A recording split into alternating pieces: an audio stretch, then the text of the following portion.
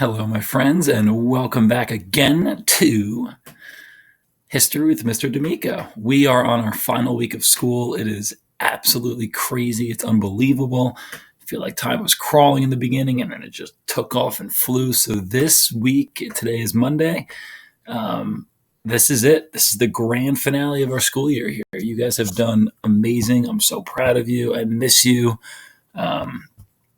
I miss being in person and just hanging out and talking and having fun in class. But I think we've made the best of it to the best of our ability, guys. And I'm just very, very impressed and proud and happy with you guys and the way that you've performed this school year, especially towards the end when we're running into all of these issues. And I know I say it every video, and you guys are probably like, get on with the video, start teaching already. I want to go back on TikTok and let's go hurry this up. But I just have to say it because it means a lot to me, and you guys mean a lot to me as well. So great job. So this is our last week. You'll have opportunities for makeup work next week. I just want to clear some things up. So here's our US 1 schedule. So bear with me here. We're going to cover a lot today. You guys can always pause it. Like I said, I'm also giving you 2 days with today's video. I'm posting it a little bit late, so I apologize about that. So I'm going to give you all day today to do it, all day Monday, and I'm going to keep it open for you. You can also do it Tuesday if you choose. You can do half and half, however you think is best to do it. You'll have 2 days to do this. But this week, today is Monday. We're going to do a video today, our second to last video on the Civil War. And just like we did a couple lessons ago, we're going to turn today's lesson, Monday, and Wednesday's lesson as well, 2 videos, our last 2 videos of the year. We are going to combine those 2 into a quiz grade. Okay, I'm finishing up grading your first quiz. This is going to be your second quiz. So we have a lot of big grades this week. So today's assignment on Monday, your reaction, your answers to this video will be worth 50 points. Wednesday's video will be the same thing, worth another 50. We'll combine those 2 grades into 1 quiz grade. So we'll get you another quiz grade. I think you guys will do well on it. And then Friday is going to be our final assessment, test, quiz, anything of the year on the Civil War. Okay, so once again, today, which is Monday, and also Wednesday, we're going to wrap up. We'll conclude the Civil War. I mean, we still have a lot of information to cover, so I'm going to hit the basics, the most important stuff. We'll combine them for a quiz grade. Friday will be your assessment, your test. It'll be your second test of the marking period, so it'll be a big grade to finish off the year. And remember, you have no finals, so your 4th marking period this week is really important for your grade. So ask questions if you need, take your time, do whatever you need to do, and we'll get through this together, okay? And if you have questions, let me know, all right?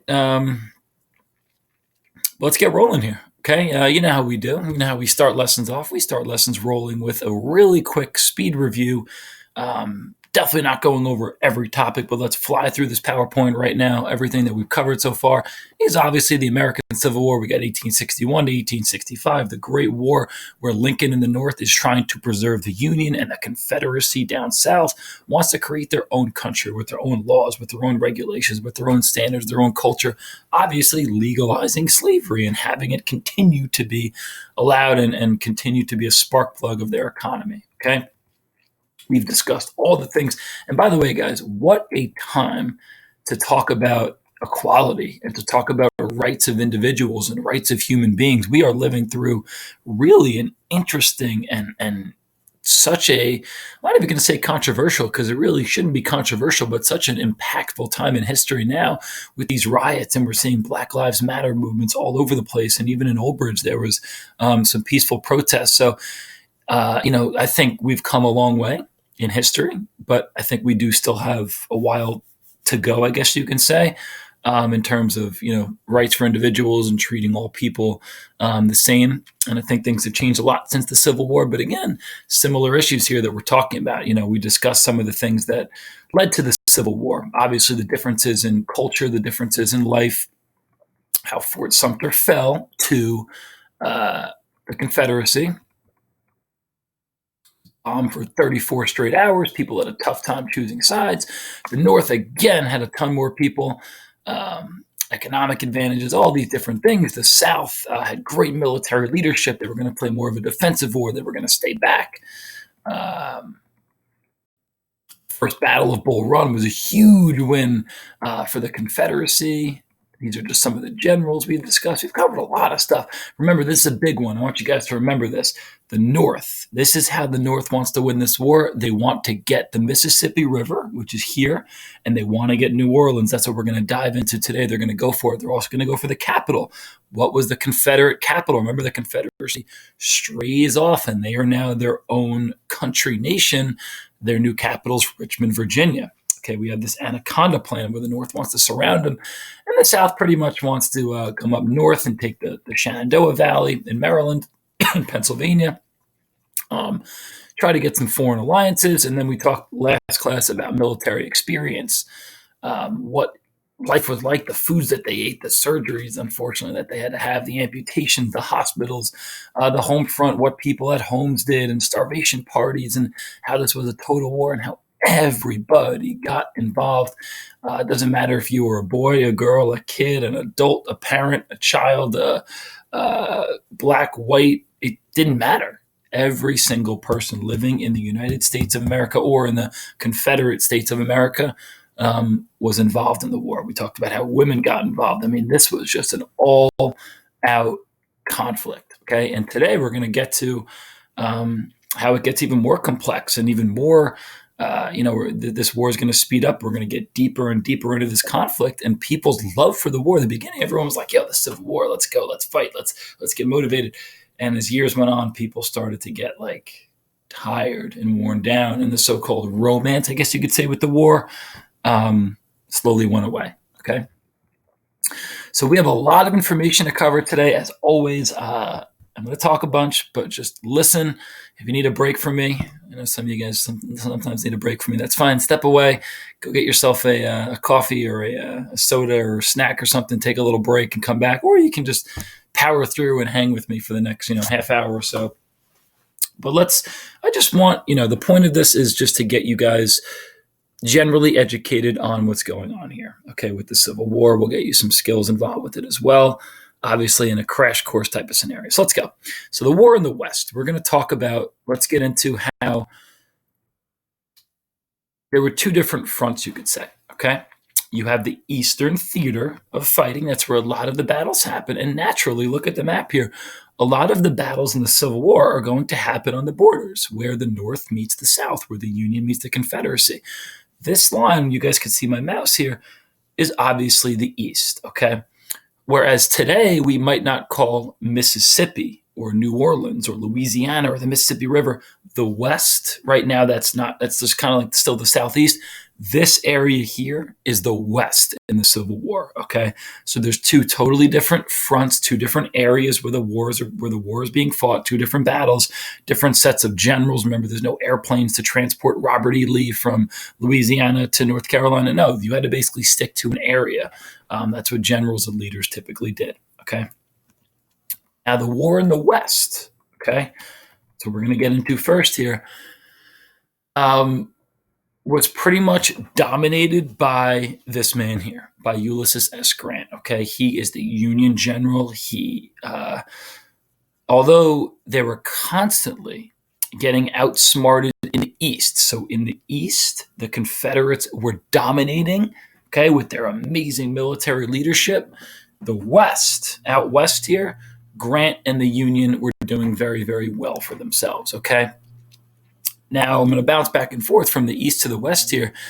It was like an all-star team of Confederate Southern generals fighting on the East, okay?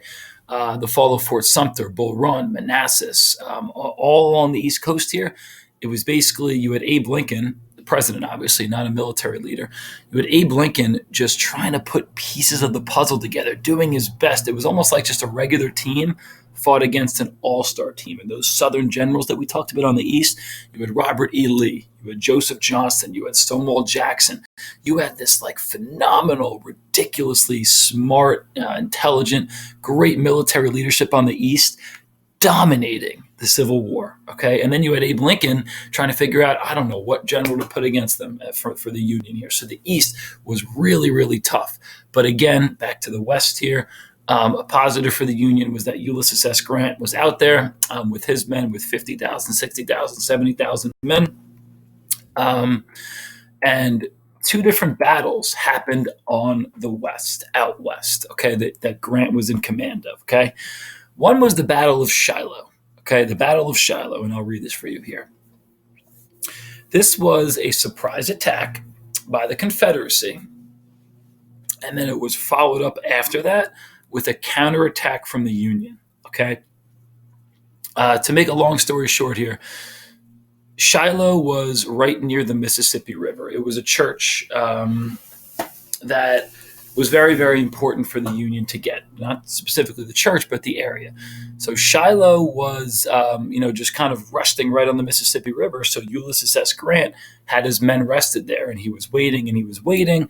But out west, the Confederacy did a surprise attack on them and actually pushed the Union back a little bit.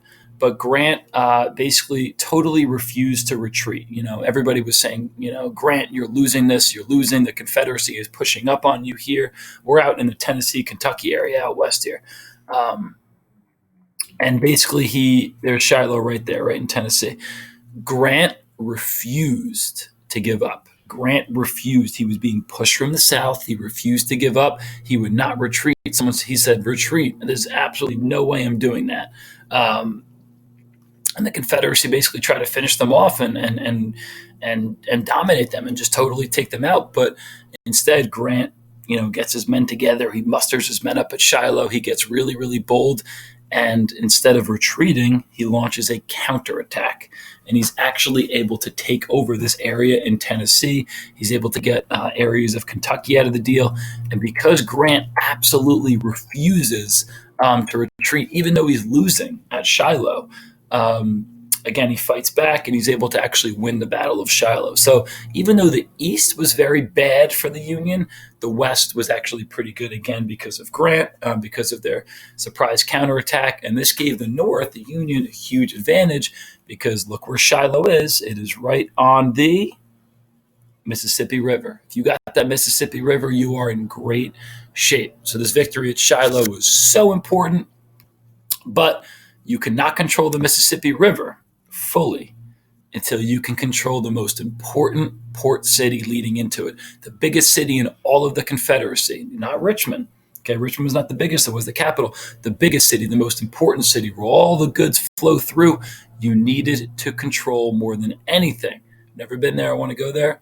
New Orleans. Okay, so it's great that out west here, Union General Grant was able to get Shiloh, but now they need to push down and they need to find a way to take New Orleans. If the Union can get New Orleans, they can basically cut off the South. They can cut off the Confederacy. They can stop them from getting goods. They can stop them from resupplying. So the Battle of New Orleans is next. And we know the North, a huge advantage that the North has, besides for their people and their great population, was their Navy. They had the Navy. They send 17 massive warships, basically from the east, near where Florida is in the Gulf of Mexico, and they bring these 17 warships up right into New Orleans, and they bring them through the Mississippi River. Now, Mississippi River, it's not just, it's not a river that you might see that is like 100 feet across. No, this river is miles and miles wide. It looks like, you can't even see from one side to the other. It's huge. So Grant and his men, with some other leadership here, basically brings, like I said, 17 warships, Navy ships, through New Orleans and into the Mississippi River. Now, the South didn't really have much of a Navy. So they tried. Think about what you would do if you have warships, if you see warships, enemy warships, big battleships, not like today, but still large wood battleships going through your territory. What can you do to try to destroy them and try to stop them? Well, the South, the Confederacy thought of just about everything they could. They were bombing them. They were sending out unmanned rafts that were on fire, that were rigged to just totally explode as soon as they hit something. But it was like a fireworks show. The Battle of New Orleans is literally described as like just fireworks going off, people bombing, bombarding, because the South really didn't have a Navy, but you have these huge warships bombing the coasts, and then these warships from the North getting totally bombarded from everywhere. Eventually, in the Battle of New Orleans, the Union's able to win. They're able to take it over.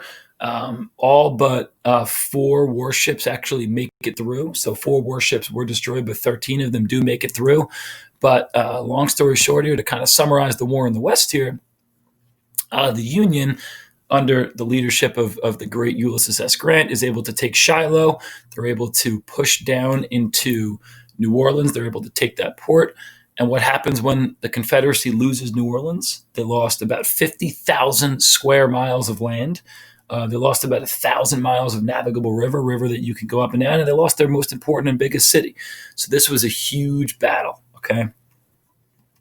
And a huge time. And these are just some of those generals as well. There's Johnston. He was one of the all-stars, you could say, for the Confederacy, for the South. There's Stonewall Jackson, who we'll discuss later. And there's Lee. So it's basically these three guys in the East against McClellan, who was also in the East. Here's the Battle of Shiloh. I'm not going to ask you too much about this map here because it's quite complex. But this is a good one. We're going to look at this. I'll ask you a question about this. This is the fall of New Orleans. And it's important to get these port cities. It's so big. A lot of the stops here, you got them coming up through the Gulf of Mexico, Baton Rouge.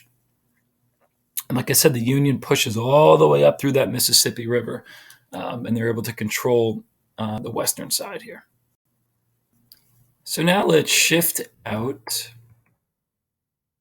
back to the east here. So hopefully, if you guys have gotten anything out of this so far, it's that in the west, we have dominance from the Union. In the east, we have dominance from the Confederacy. So let's just quickly shift over to the east here.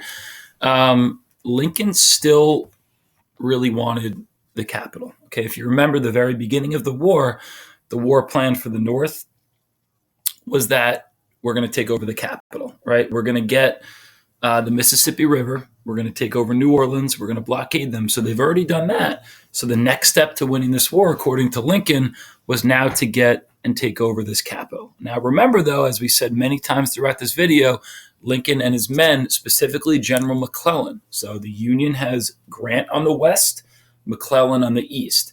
McClellan turns out to be very weak in some sort of ways. He's very indecisive. And the Union and Lincoln and McClellan, I know there's a lot of names here, guys, they have a tough time overtaking this all-star team of Confederate generals on the east, okay? So their plan here, in order to take over move this up a little bit, to take over the east and to take over, here's Richmond right here in Virginia. McClellan comes up with this plan that he's going to bring his men from the southeast, okay? He's going to try to attack first Yorktown. He's going to go through the Chesapeake Bay here. He's going to attack Yorktown. He's going to try to push the Confederate soldiers back into Richmond and then try to finish them off the best that he can, okay? Now, McClellan is really successful in the beginning for the Union. They bring some of their navy down, they bring some soldiers in, and they attack Yorktown, and they're able to take it over. Yorktown was also a site of a very important Revolutionary War battle. But anyway, the North is able to take over. The Union's able to take over Yorktown, and they do an awesome job, and they totally defeat the Confederate Army and General Lee. And it's like a great breakthrough. Wow, we just won some wars in the West. Now we're really close to finishing off the Union or finishing off the Confederacy in the East. Unfortunately, what happens here, well, the Confederates, they retreat from Yorktown, here it is, and they go back into Richmond. They go back into the capital. And what you should do in war is when your opponent is weak. This is really for anything, not even just war. It could be for, sports or for whatever. If your opponent is weak, you got to finish them off. You got to crush them when they're down. You can't let them build back up. So McClellan is a very hesitant general. He thinks a lot about things, which is good, but he just takes a lot of time in his decision making. And instead of going and pushing and following and pursuing the Confederates as they retreat from Yorktown into Richmond, he hesitates. He thinks about it. He thinks, I might not have enough people. In that time, military genius Robert E. Lee from the South, from the Confederacy, is able to bring his army back together, able to strengthen them. He launches a counterattack. It's known as the 7 Days Campaign. For 7 days, he fights back and scraps back. And he actually is able to, it looked like the Confederacy was going to lose. He's able to actually push back McClellan because of his weakness, because of his indecisiveness, and actually, once again, story of the East, right? The Confederacy is actually able to win. A lot of deaths during the 7-day campaign, which is basically, the siege of Yorktown and Richmond. 16,000 Union soldiers were killed. 20,000 Confederate soldiers were killed. And it really upset Lincoln. Lincoln was thinking, okay, we're here. We got a shot to finish this. We got a shot to actually, we already won in the West. We could actually win in the East. But McClellan being so weak, it doesn't work out. And Abe Lincoln at that point sits there and says, you know what, man, McClellan, you're done. And he actually fires him. Him and McClellan and Lincoln have a really interesting relationship. They go back and forth. But McClellan, because once again, he's hesitant. He's not able to finish off the Confederates in the East. He gets fired. He gets removed. He loses his position. Eventually, he will get reinstated. Here's some pictures here for you. This is the 7-day campaign. Got some information over here for you on this stuff, some stats. Actually, I'll get back to that. But that's the, just a picture to show you like what the war looked like. It's bloody. It's crazy. This is a conversation. Remember, this was one of the wars that was actually started to be photographed pretty widely. There's Lincoln on the left, McClellan on the right. And McClellan, again, just wasn't what Lincoln ever wanted him to be. He wanted to just kind of being a leader that never, I guess, fully developed, you could say, and wasn't what Lincoln wanted him to be. So after Yorktown and Richmond, McClellan's gone. Okay, I think we have 2 more slides here, and then we're going to be done here. I know it's a lot of info, guys. So far, hopefully what you've gotten out of this is that on the West, we have pretty much dominance from the Union from the North, and on the East, we have dominance from the South or from the Confederacy, okay? So now once we get to about halfway through the war, 1862, 1863, there's going to be a shift in the point of the war, okay? What's Lincoln's goal? What does Abraham Lincoln want out of this war? What is his main thing? He wants to preserve the Union. That's the biggest thing. Remember, in the war, in the beginning of the Civil War, Lincoln really doesn't even address slavery that much. He says, I don't really support slavery, or I'm not really against slavery. It is what it is. Let's just preserve the Union. He's like, let's put that issue on the side. Let's just preserve the Union. Let's just make sure that our country stays.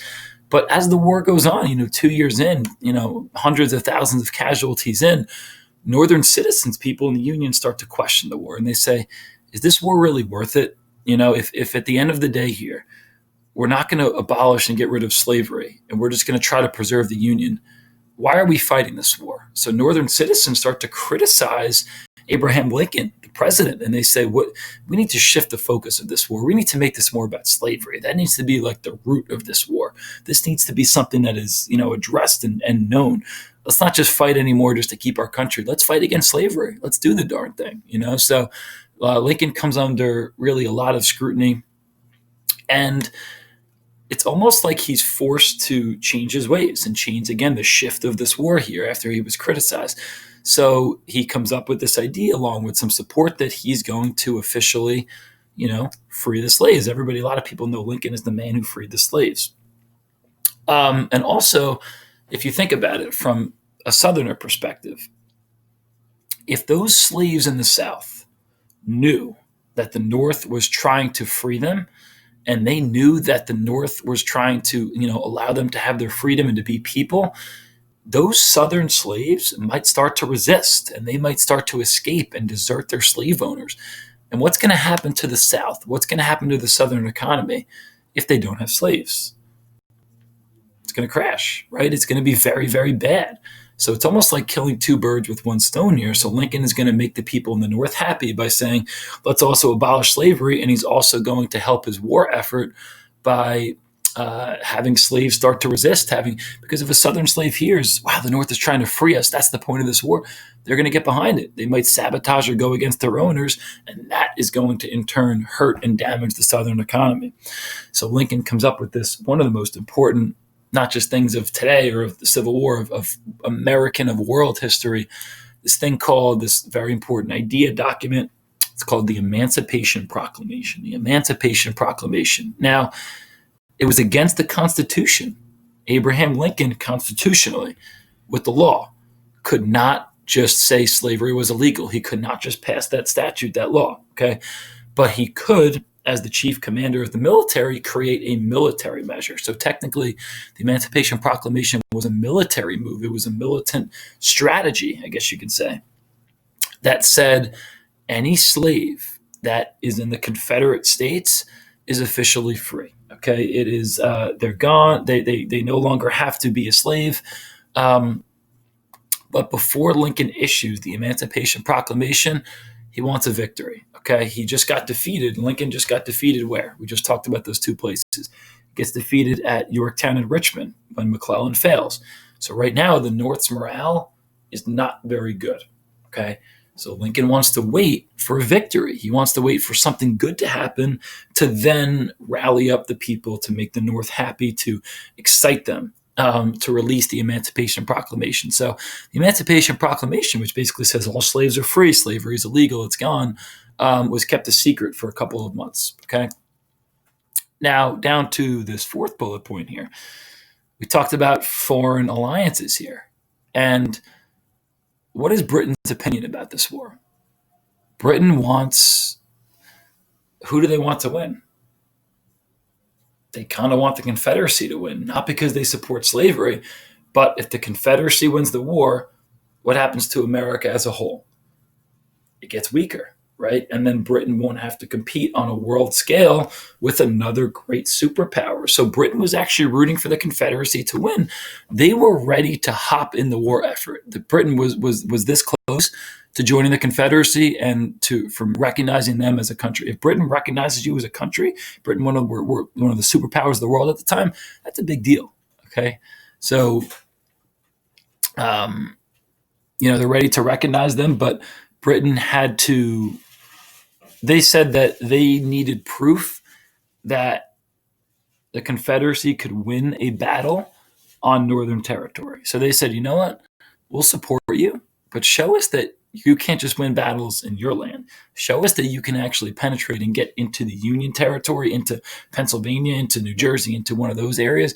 Show us you can win a battle there. If you could show us that you can get on the Union, the Northern soil, and win, we got your back. We'll support you. So great thinker here, Robert E. Lee, great military mind, marches 55,000 men into generally neutral territory at the time, Maryland. And it's this place called, you say this, Antietam Creek. Okay, it's in Maryland. And he marches them north, Maryland, right near Washington, D.C. there, trying to get as far into the north as possible. Now, McClellan is back. Lincoln fires him, brings it back, fires him, brings it back. McClellan is back at this time. So McClellan counterattacks and goes against Robert E. Lee. Remember, the North had more men available with 75,000 more men. So they clash I'll show you a map here if I can find it. Here is Antietam right here. It's at one of these border states, Antietam. So they crash in this huge battle, and it actually becomes the bloodiest single day in American history. Okay, in one day, I got some statistics here, like I said earlier. We have, just in one day, 13,000 Confederates were dead and 12,000 Union troops were dead. That's a lot. I mean, we could go on and on about this Battle of Antietam, where Robert E. Lee pushes up from the south, McClellan, crunches down on him from the north. But in the end of the day here, again, the North had more people, and 5,000 of this 55,000, before they even got to Antietam, of Robert E. Lee's men, died of hunger, of disease, of just tiredness, of malnutrition. So it was really 75,000 versus 50,000. So that's a pretty big number difference for the North. Anyway, the North is able to actually win. And what happens here in Antietam is that the South pushes back. They retreat. They're forced to basically run away. And once again, McClellan has a chance. What did we say earlier? If you're weak and you're pushing back, what should the opposition do? They should finish you. They should follow you. They should end your chances, right? Well, once again, McClellan makes the same mistake twice. Never make the same mistake twice. McClellan waits back. He lets them retreat deep into Virginia and basically loses track of Robert E. Lee and Joseph Johnston's army and lets them escape. And this is the last straw. Lincoln says, once again, you're done. So McClellan actually gets fired again, even though McClellan does win. I know there's a lot of information, guys. McClellan does win this Battle of Antietam, and it's a really big, very, very important victory. And going back now, why was a victory important for the North? What did they need? They needed the victory so that Lincoln could release the Emancipation Proclamation. So it wasn't like a sweeping victory, but Robert E. Lee did have to retreat at Antietam. So this slide is probably the most important of this whole PowerPoint, of this whole thing. The Union wins Antietam, huge victory, okay, just in terms of morale. And then on January 1st of 1863, the Emancipation Proclamation goes into effect here, okay? Here's Lincoln under some criticism, having a conversation with some Northerners. Here's the Emancipation Proclamation. This is actually the full wording of it. I'm going to pull out my book here. I'm going to read you a very short excerpt from the Emancipation Proclamation. So I'm going to read this. After the Union victory at Antietam, President Lincoln believed he could take action towards freeing slaves in the South. So here's the first paragraph of it. On the first day of January 1863, all persons held as slaves within any state or designated part of a state, the people whereof shall there be in rebellion against the United States, shall be and forever free. So he basically says any states rebelling, any states against the Union with slaves, all of those slaves will forever be free. So this becomes released on January 1st, 1863. This is the very bloody, really hectic Battle of Antietam here, very big one in Maryland. And remember, too, that this victory, Britain wanted to hop in and help the Confederacy. Britain, from a bird's eye view, saw this. I say that metaphorically, not that they're over them, but they see this Battle of Antietam, they hear about it, and they say, Britain basically says, I'm out. I'm not helping anymore. You just, Robert E. Lee, sorry, you're a great leader. You just proved that you can't win on Union soil. So Antietam's a huge swing. Talk about a momentum swing, right? You get Robert E. Lee retreating. You get Britain done with the war. They're saying, I'm not helping you anymore. And you get the Emancipation Proclamation released from the North. So we have a lot of things going on just in a few months here in 1862, 1863. This here, so now, also with the Emancipation Proclamation, you also had a lot more African Americans, not in the South, not in the Confederacy, but in the North getting involved in the war. So there were actually, in the whole span of the Civil War, there was 180,000 African Americans that served and fought for the North really, really bravely. This is one of the most important, historic, brave units. They were called the 54th Massachusetts Infantry. And they did a great job.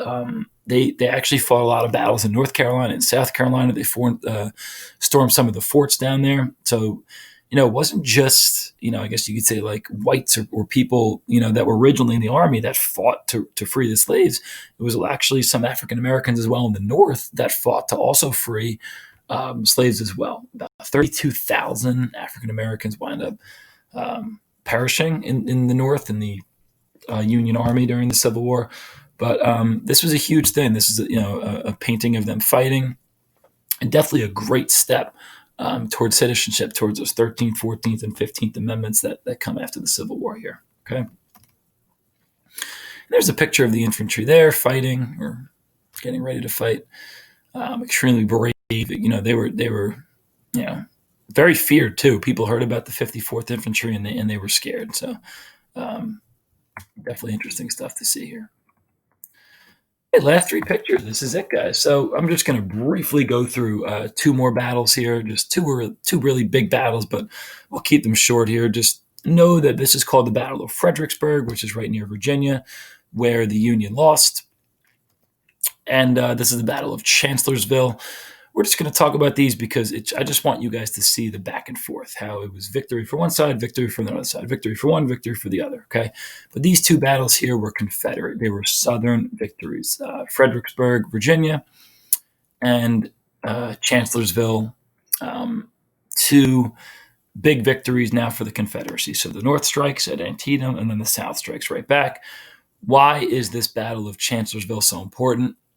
Because you can see right here, this is Stonewall Jackson, one of the great heroes of the South, one of the phenomenal leaders, one of the people really holding them together. He's part of the glue and the solution to the South.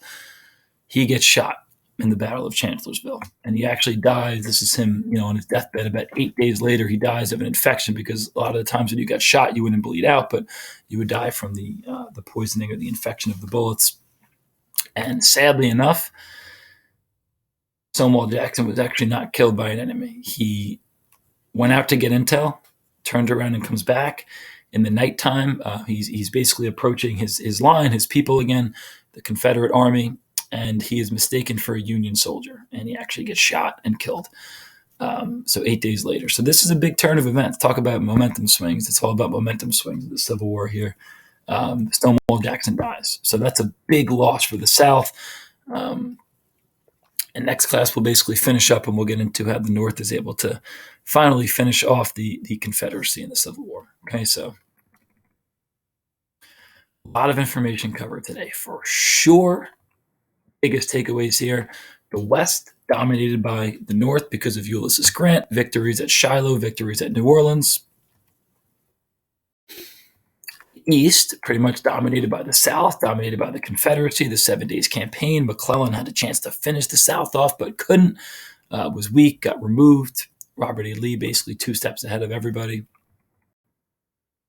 Shift in aims now wasn't just about conserving the Union, it was about fighting against slavery. The Emancipation Proclamation is released. We have the Battle of Antietam, which is a huge swing. You have Britain removing themselves. They're not involved anymore. McClellan, once again, couldn't finish off and counterattack and push into the South, but big victory here. Emancipation Proclamation frees the slaves, and then another swing in momentum to the Confederacy, winning at Fredericksburg, winning at Chancellorsville, but they pay a dear price because they lose Stonewall Jackson. Okay? Not talking, long video, but thank you for bearing with me, guys. Have an amazing day today. Wednesday will be our last video of the year, and then Friday will be our test. So good luck with the questions. Hope you have an amazing day like always, and let me know if you guys need anything, okay? I will talk to you soon. Bye, guys.